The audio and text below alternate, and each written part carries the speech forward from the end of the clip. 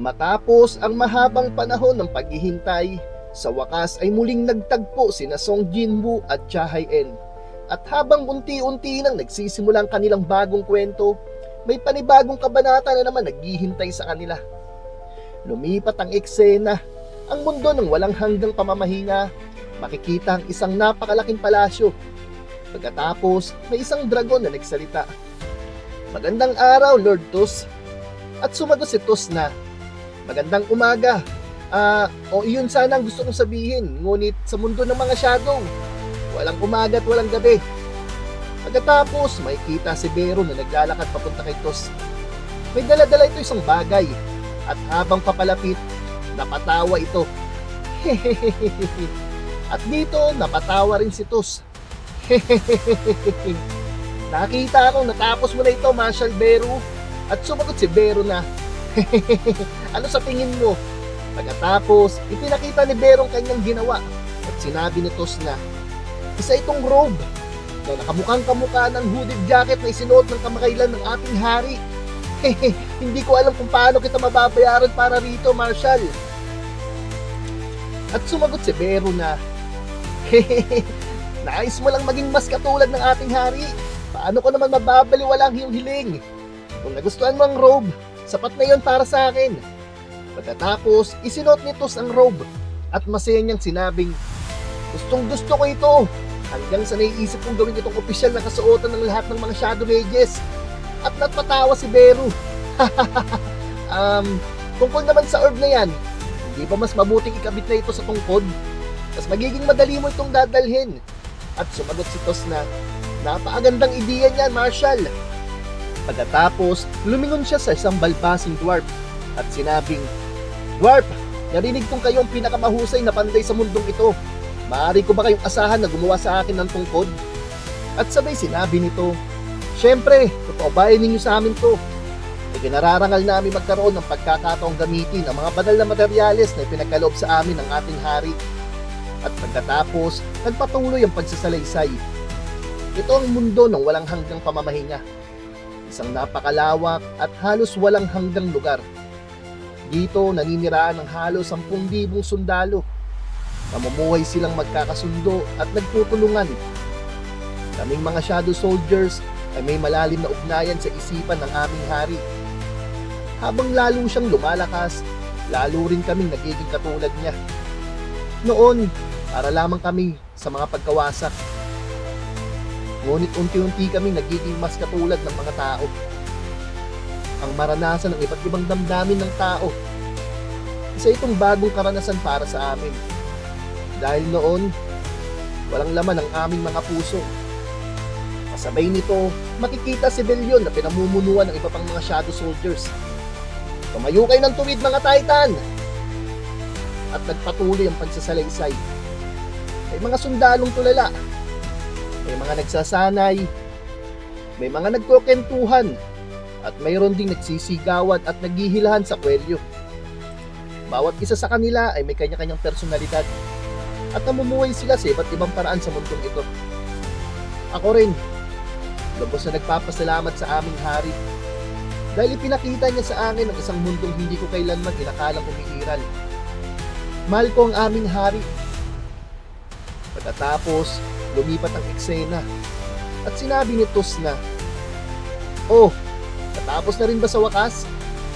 Napakaganda ng pagkakagawa. Talagang napakaganda." At sumagot ang mga dwarfs na, "Sa tingin namin, kayo ang tunay na kahanga-hanga sa suot ninyong robe, General." Makikita si Tus na suot ang kanyang bagong robe. Habang hawak niya ang kanyang bagong tungkod na nakakabit ang Orb of Avarice. At dito, tumawa siya. Magaling ang mga mata ninyo. Habang namamangha ang ibang mga Shadow Soldiers sa kanyang bagong anyo. Makalipas ang ilang sandali, may ilang higanting Shadow Soldiers na lumapit sa kanya. At sinabi ni Tus na, "Anong ginagawa niyong mga mage rito?" At sumagot ang mga ito na, "Ipinadala kami rito ni Lord Belyon." At napaisip si Tus, so mayroon rin palang mga mage sa mga bagong sundalo. Sayang naman na napakalaki nilang mga katawan kung tatayo lang sila at puro pag-atake lang ng magic ang gagawin nila. Pero kung iisipin, ganun din naman ang ginagawa ko. Katapos ay sinabi ni Tos na, okay, napakabuti. Ngayon, kukwento ko sa inyo naging papel ko sa unang pakikipaglaban ng ating dakilang monarch laban sa Dragon King. At ang mga naging ambag ko sa Dimensional Rift. Kaya makinig kayong mabuti. Ngunit biglang may nagsalita, bakit ka naggagala rito, Tos? At napasabi si Tos na, ano? Kukwento ko pa lang sa mga bagong sundalong aking mga dakilang nagawa. Habang suot ang napakagandang robe na kahawig ng sa ating hari. Paano mo nasabing naggagala lang ako rito? Ngunit nang makita niya kung sino ang nagsalita, bigla niyang sinabing, mahal kita, Marshal! Nagulat si Ygritte at sumagot ito na, lagi kong pinagpapasalamat ang iyong katapatan. At sinabi ni Tos na, siya nga pala, anong sadya mo rito? At sumagot si Ygritte, malapit na ang oras. Hindi ba't dapat nang magtipon ang lahat ng general pataas na ranggo para suporta ng ating hari? Pagkatapos, pinagbasdan nilang nangyayari sa labas at napasabi si Tos na, oh, sa wakas ba'y muli magkikita ng ating hari at si Lady Chahayen? At sumagot si Ygritte na, oo. At sa sandaling iyon, nagsayang lahat ng Shadow Soldiers. Nagdiwang sila at naghiyawan sa sobrang kagalakan. At dito, sinabi ni Ygritte na, una kong nakilala ang aking kasalukuyang hari sa loob ng mundong nilikha ng dati kong hari. Ang tungkulin ko nun ay subukin ng taong pumasok sa lugar na iyon. Nais malaman ng dati kong hari kung karapat-dapat ba ang taong iyon na maging vessel ng kanyang kapangyarihan. Noon ko rin nalaman na yun na ang huling utos ng aking hari para sa akin. Alam kong oras na upang magpaalam sa kanya. Matapos niyang patawarin ng mga rulers, nawala na siya ng interes sa pakikipagdigma. Kaya nang bigla siyang magpakita ng interes sa isang ordinaryong tao, sigurado akong may dahilan siya. Ang utos ng aking hari ay ganap. Hindi ko kailanman kinuwestiyon ang kanyang pasya. Hindi rin ako tumutol. Ang tanging magagawa ko lamang ay sundin ang kanyang utos. Habang halos lahat ng aking kapangyarihan ay nakaseryo, mag-isa akong naghintay sa lugar kung saan ko susubukin ang taong iyon. Yan bang tinatawag ng mga tao sa mundong ito na dungeon? Ito ang aking anyo bago ko nakilala ang aking kasalukuyang hari. Alam kong walang hanggan ang kapangyarihan ng mundo ng walang hanggang pamamahinga. Ngunit hindi pa rin ako makapaniwalang perpektong naibalik ang lahat. Maging ang pakiramdam na naramdaman ko noon, talagang kahanga-hanga. Ginamit ng arkitek ang kapangyarihan ng aking hari upang likhain ang napakatumpak na lugar na ito. Sa ganitong antas ng pagiging masusi, unti-unting hinuhubog ang katawan ng taong iyon upang maging vessel na kapangyarihan ng aking hari. Narito na ba siya? Nararamdaman ko ang kanyang presensya sa likod ng pintuang iyon. Halika, hinihintay kita. Baka naman masyado akong mayabang. Hindi ba ito kawalang galang? Ang taong susubukin ko, siya ang nagtataglay ng kamalayan ng aking hari. Hindi nararapat na maupo ako sa trono sa harapan ng aking hari. Kung ganun, saan ako dapat tumayo? Siya ba ang taong pinili ng aking hari? Kahit hindi yun ang huli kong tungkulin, wala akong balak na maliitin ang laban na ito. Kung makikita kong hindi siya karapat-dapat, papatayin ko siya. Sige, subukan natin kung karapat-dapat kang umupo sa trono. At doon, nagsimula ang aming labanan. Ngunit nakakabismayang naging resulta. Wala siyang talento. Wala rin siyang sapat na kakayahan upang talunin ang mas mahinang version ko noon. Halos buong laban, abala lamang siya sa pag-iwas sa aking espada. Teka, sandali. Balak ba niya akong talunin gamit ng kanyang mga kamay? Aaminin kong matapang siya para sa isang tao. Nagustuhan ko ang determinasyon sa kanyang mga mata. Ngunit sapat ba yun? Maaring hindi karapat-dapat ang katawan mo para sa aking hari. Pero mataas ang tingin ko sa iyong determinasyon. Gayunpaman, nakakadismaya pa rin.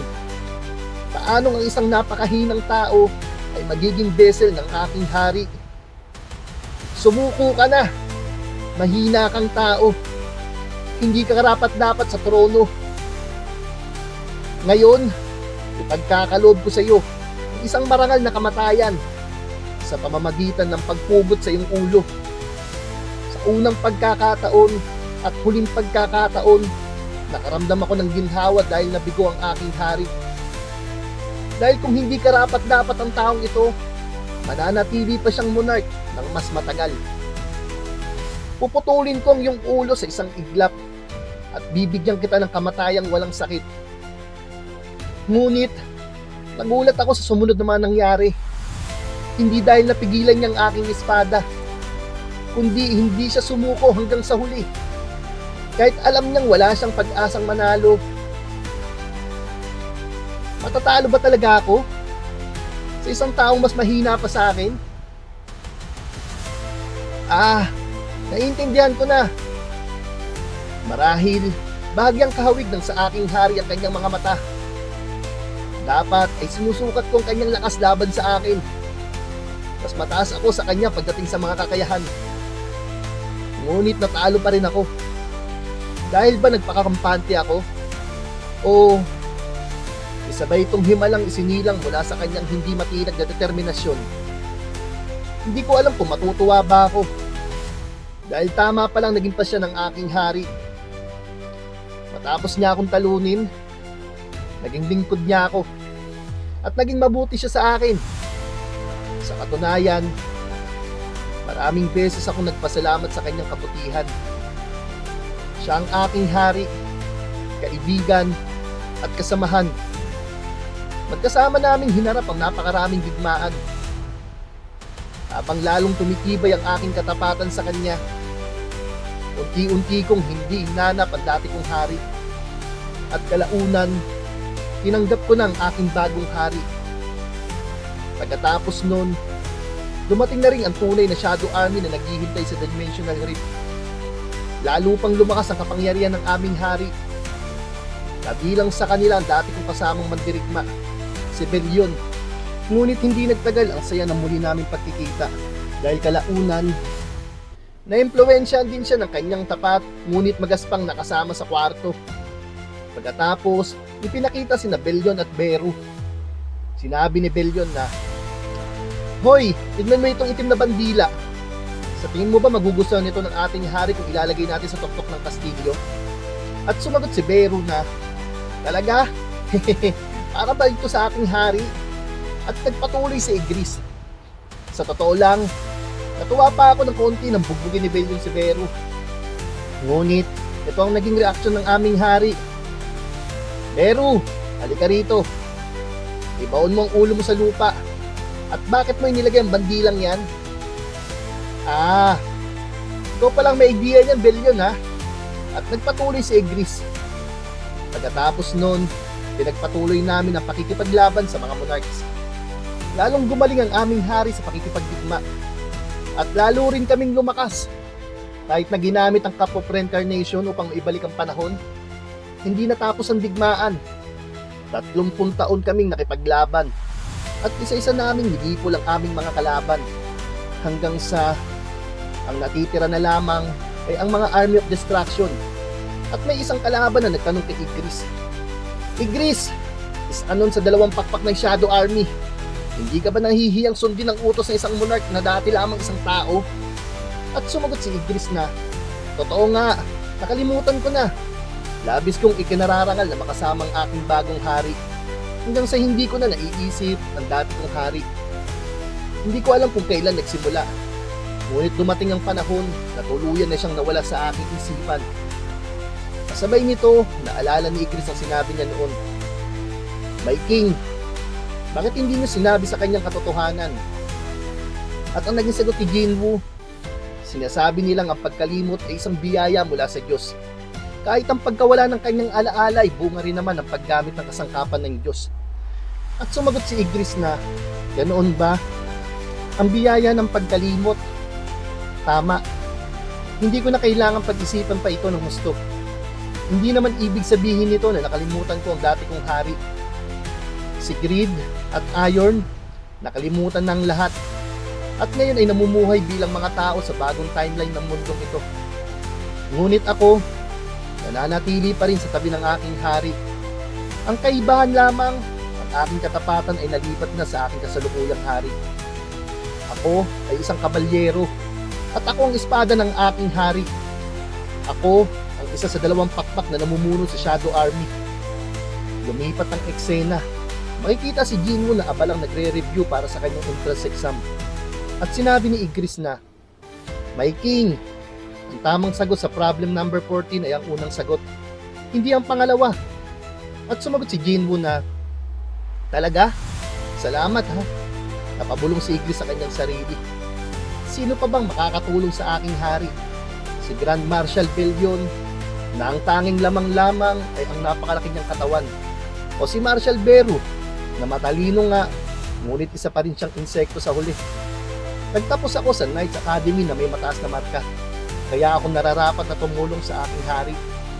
Ngunit sinabi ni Jinwoo na, pero nakasulat dito na ang tamang sagot sa question number 14 ay ang unang sagot. Matitiyak mo ba kapalit ng buhay mo na ang pangalawang sagot ang tama? Agad naman nagbukas muli ng libro si Chris at muling sinuri ang sagot. Pagkatapos, sinabi niya na, mukhang kailangan ko pang magsanay, mas pagbubutihin ko pa upang mas mapaglingkuran ang aking hari. Ako ang kabalyero ng aking hari at ako rin ang kanyang espada.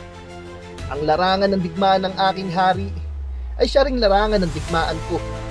At ngayong tumungtong siya sa isang panibagong larangan, mukhang magpapatuloy pa ang aking mga maluwalhating araw. Mula sa pagiging tagapaglingkod ng dating Shadow Monarch, pinili ni Igris na ialay ang kanyang katapatan kay Jinwoo. Hindi lang si Jinwoo ang nagbago, maging ang kanyang mga Shadow Soldiers ay natutunan na rin mamuhay, gumiti at maging mas katulad ng tao. Ano pa kayang mga alaalang mabubuo nila sa mapayapang mundong ito? Abangan natin sa susunod na episode ng Solo Leveling Season 3 Manhwa Review. Dito lang sa Anime Kwento Hub, kung saan ang paborito mong anime ay kinukwento ng malinaw sa Tagalog.